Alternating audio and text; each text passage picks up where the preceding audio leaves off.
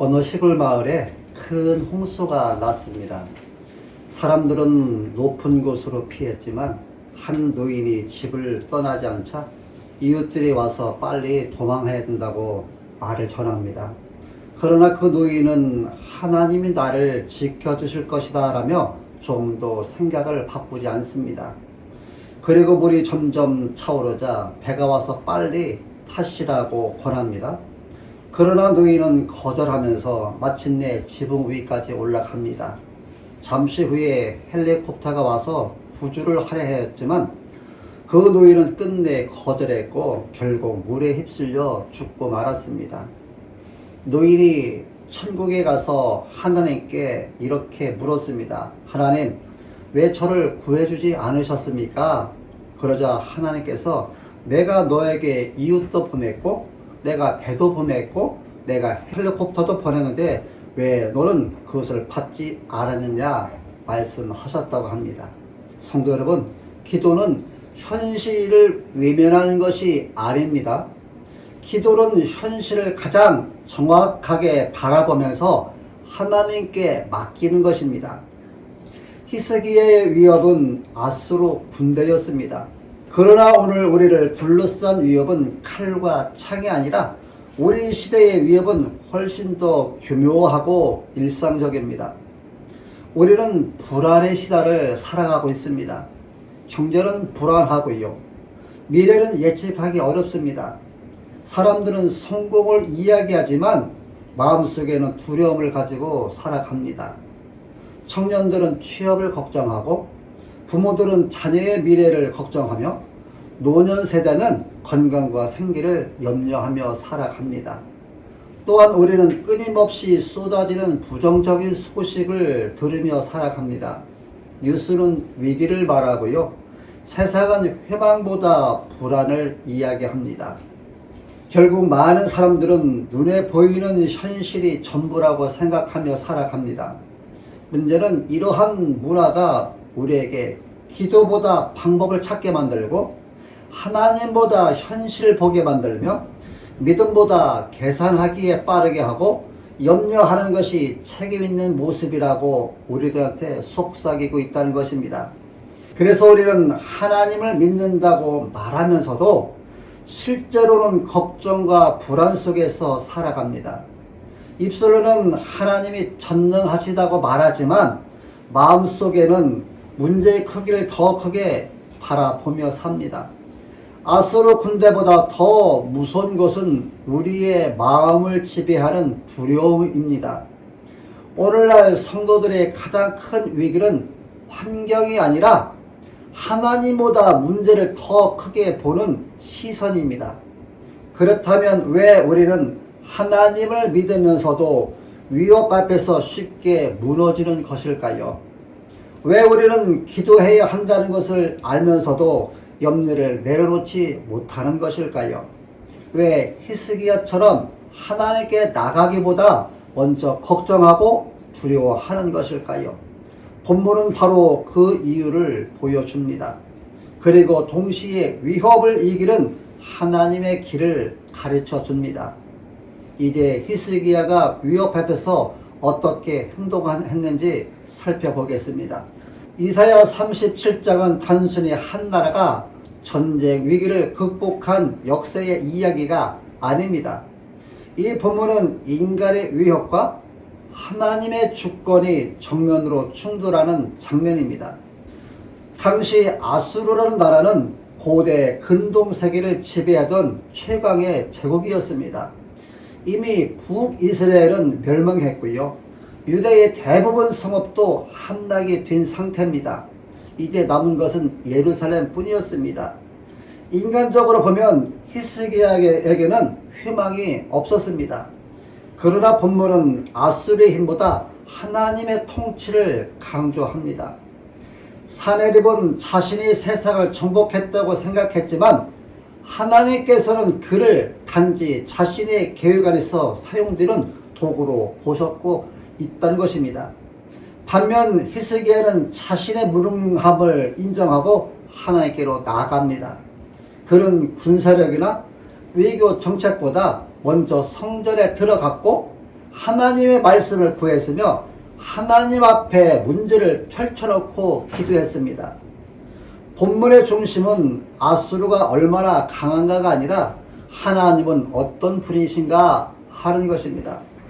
오늘 본문에서 보여주는 하나님의 성품은 첫 번째로 하나님은 살아계셔서 기도를 들으시는 분이십니다. 히스기야의 기도는 허공을 향한 복백이 아니었습니다. 17절을 보십시오. 여호와여 귀를 기울여 들으시옵소서라고 기도합니다.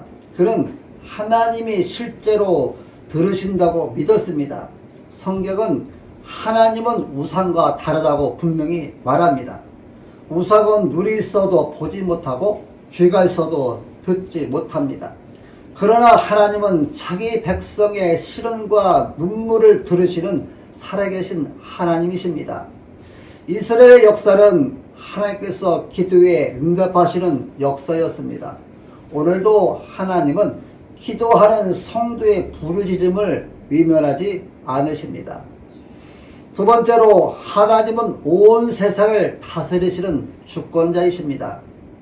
이사야 선지자는 16절에 그룹 사이에 계신 이스라엘 하나님 만군의 여호와여 주는 천하만국의 유일하신 하나님이시라 주께서 천지를 만드셨나이다 라고 고백합니다. 히스기야는 하나님을 유다의 신으로 부르지 않고 온 세상의 주권자로 고백합니다. 아수르는 자신들의 세계를 지배한다고 생각했습니다. 그러나 실제 통치자는 하나님이셨습니다. 하나님은 왕들의 흥망성쇠를 주관하시고요. 역사의 방향을 결정하십니다. 오늘 우리가 만나는 문제들도 하나님의 통치 밖에 있는 것이 아니라는 것을 아시기 바랍니다. 경제도, 건강도, 국가도, 교회도 모두 하나님의 손 안에 있습니다. 세 번째로 하나님은 자신의 이름과 영광을 위해 일하시는 분이십니다. 20절 말씀입니다. 우리 하나님 여호와여 이제 우리를 그의 손에서 구원하사 천하 만국이 주말이 여호와신 줄을 알게 하옵소서. 이처럼 히스기야는 자신의 안전보다 하나님의 영광을 먼저 구했습니다. 성경에서 하나님의 가장 큰 관심은 자신의 이름이라는 것입니다. 왜냐하면 하나님의 이름이 높아질 때 인류가 참 생명을 얻기 때문입니다. 하나님은 자신의 영광을 위해 일하시고 그 과정에서 자기 백성을 구원하십니다. 예루살렘의 구원의 목적은 단순한 생존이 아니라 하나님의 살아계심을 드러내는 것입니다. 이사야 37장은 우리에게 중요한 진리를 가르칩니다. 위협의 크기가 승패를 결정하지 않고 하나님의 누구신지가 승패를 결정한다는 사실입니다. 아수르는 현실이었지만 하나님은 진리였고요. 아수르는 강했지만 하나님은 전능하셨고요. 아수르는 예루살렘을 포위했지만 하나님은 온 우주를 다스리고 계셨습니다. 히스기야의 기도는 상황을 바꾸기 전에 먼저 그의 시선을 바꾸었습니다. 문제에서 하나님께로, 두려움에서 믿음으로, 위협에서 주권자로 시선을 옮기게 했습니다. 하나님의 백성은 위협 앞에서 문제의 크기를 계산하는 사람이 아니라 하나님의 크기를 바라보며 기도하는 사람이고요. 위협은 성도를 무너뜨리기 위해 오지만 기도는 그 위협 속에서 하나님의 살아계심과 주권을 경험하게 합니다. 이것이 이사야 37장 1절로 20절이 오늘 우리에게 주시는 중심 메시지입니다. 오늘 본문에서 히스기야 왕은 국가 최대의 위기를 만납니다. 당시 최강국 아수르가 예루살렘을 포위하고 하나님까지 모독하며 항복을 요구하고 있습니다. 모든 상황은 절망적입니다. 그러나 히스기야는 사람을 찾아가거나 군사력을 의지하지 않고 그를 먼저 하나님께 나아갔습니다. 오늘 본문은 위협 앞에 선 성도가 어떻게 기도해야 하는지를 보여줍니다.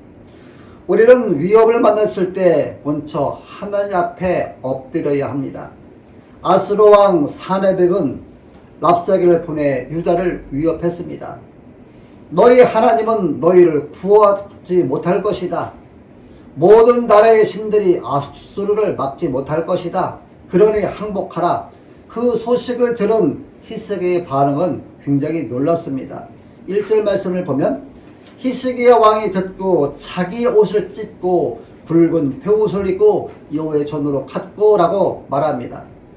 그는 왕으로서 회의를 소집하거나 전쟁 계획을 세우지 않았습니다. 먼저 그는 성전으로 갔습니다.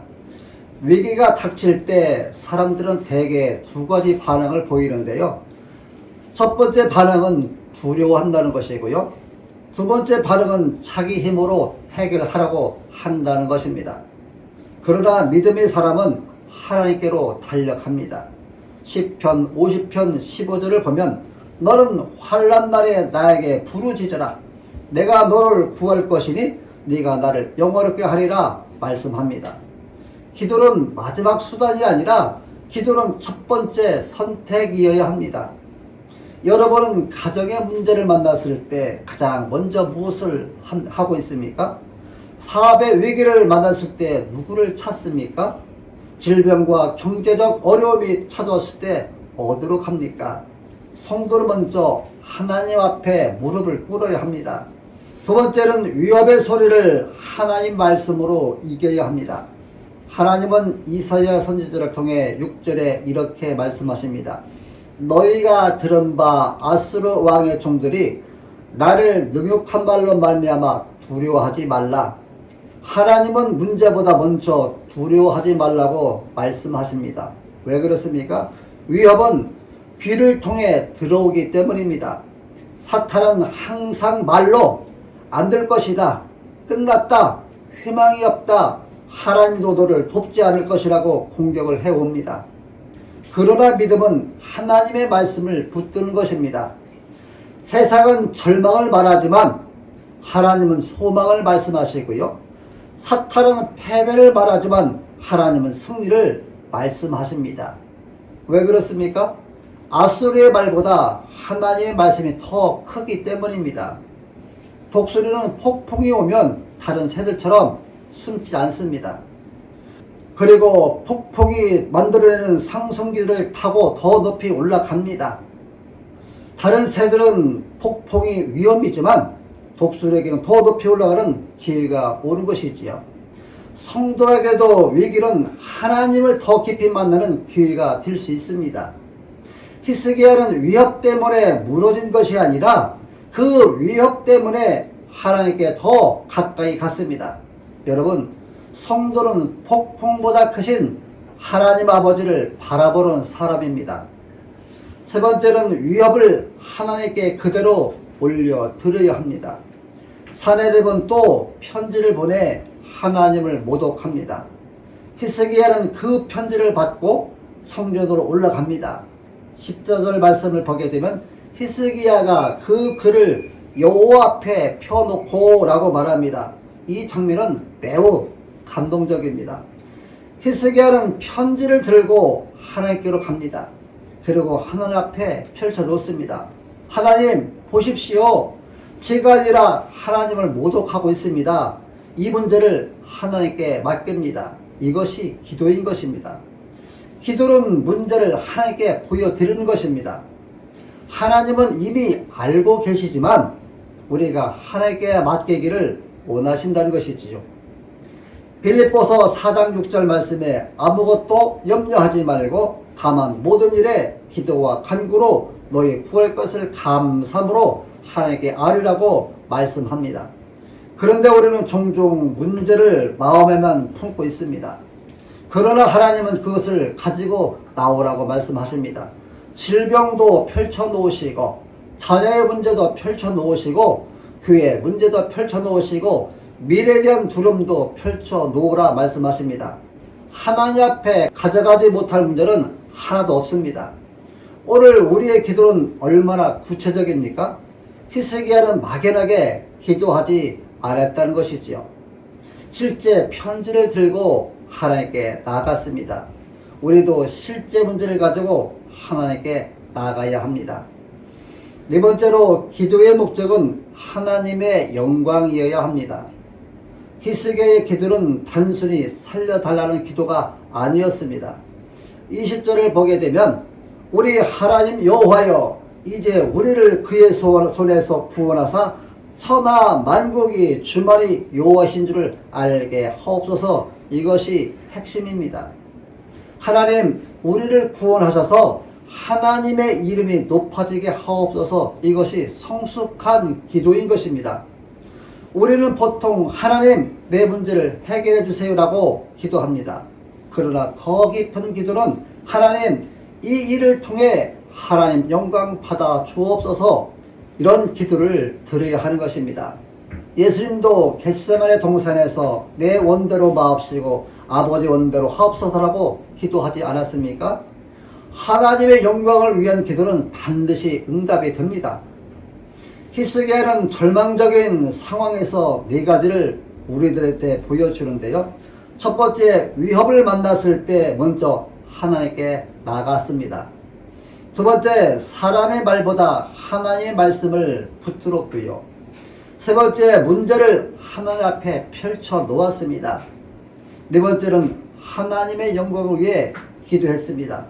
결국 하나님은 하룻밤 사이에 아수르 군대 18만 5천 명을 치셨고 예루살렘을 구원하셨습니다. 히스기야를 구원한 것은 군대가 아니었고요. 성벽도 아니었고요. 바로 기도였다는 사실입니다.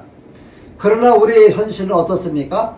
우리가 하나님을 믿는다고 고백하지만 위협이 찾아오면 기도보다 걱정이 먼저 나오고 믿음보다 계산이 먼저 시작이 됩니다. 왜 그렇습니까? 우리 안에 있는 죄성 때문입니다. 우리는 하나님보다 문제를 더 크게 보기 때문입니다. 아수르 군대는 실제로 강했습니다. 그러나 히스기야가 승리한 이유는 문제를 무시했기 때문이 아니라 하나님을 더 크게 보았기 때문입니다. 반면 우리의 눈에 보이는 현실에 쉽게 우리는 압도됩니다. 통쟁의 잔고는 보이지만 하나님께서 공급하심은 보이지 않고요. 병원의 진단서는 보이지만 하나님의 치유하심은 보이지 않고요.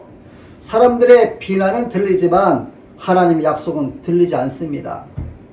그래서 우리의 문제를 묵상하고 걱정을 반복하지만 하나님을 묵상하지 않는다는 것이죠. 두려움은 언제나 하나님보다 문제를 더 크게 만듭니다. 두 번째로 우리는 하나님을 신뢰하기보다 스스로 통제하려 하기 때문입니다. 인간은 본능적으로 자기 삶의 주인이 되고 싶어 합니다. 모든 것을 계산하고 예측하고 통제하려고 합니다. 기도가 어려운 이유도 바로 여기에 있습니다. 기도는 내가 주인이 아님을 인정하는 행위이기 때문입니다. 기도는 하나님 저는 할 수 없습니다. 하나님 주님이 하셔야 합니다라고 고백하는 것입니다. 그러나 우리의 교만은 끝까지 운전대를 놓지 않으려 한다는 것입니다.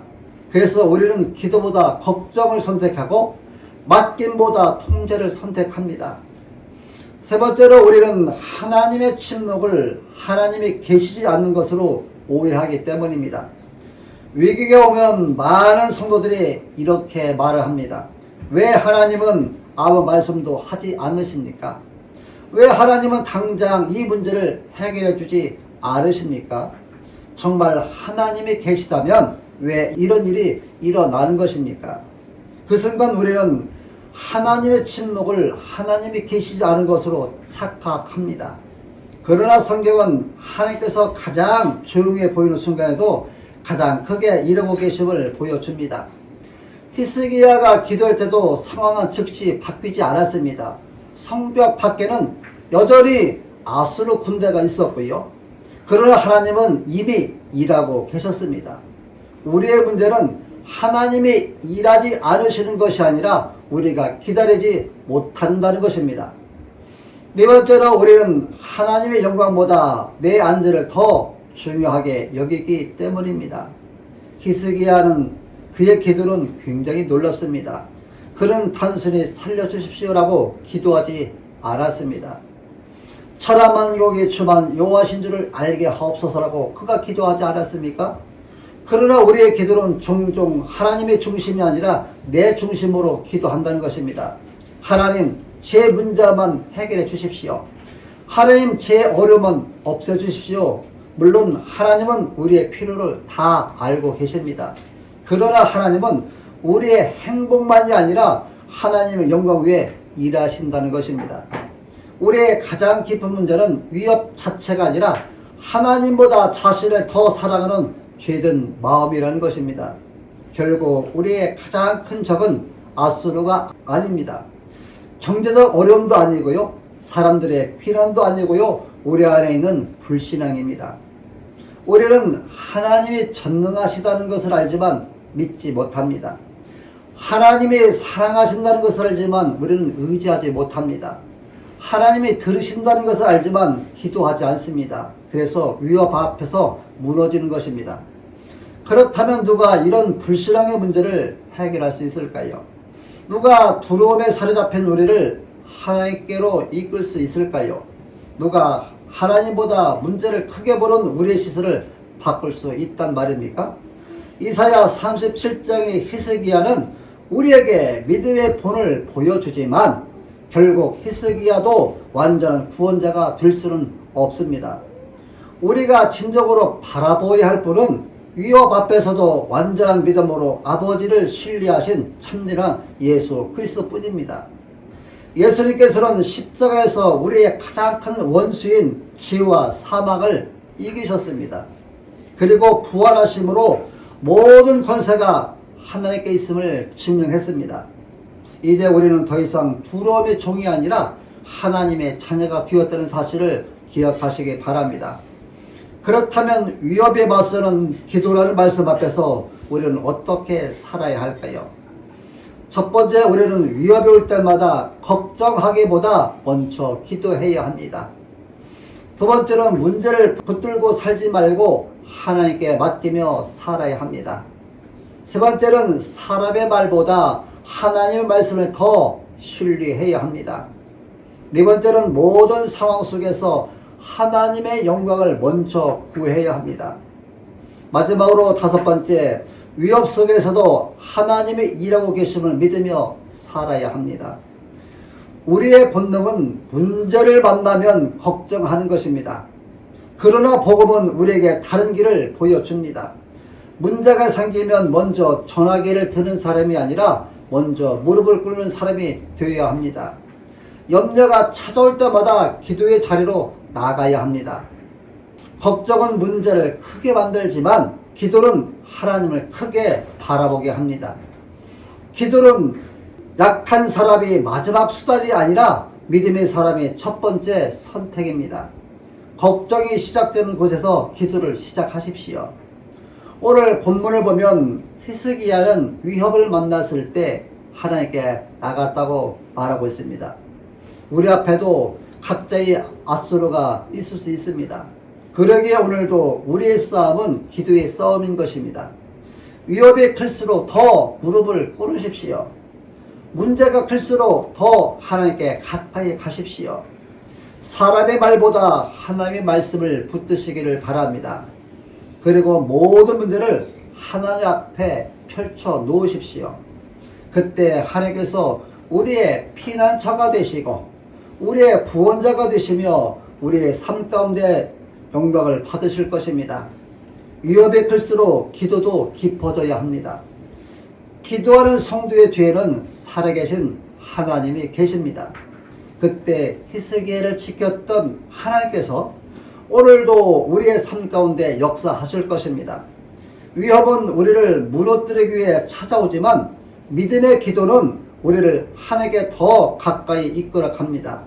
사랑하는 성도 여러분, 모두 위협에 맞서는 기도의 용사가 되시기를 예수님의 이름으로 축원합니다.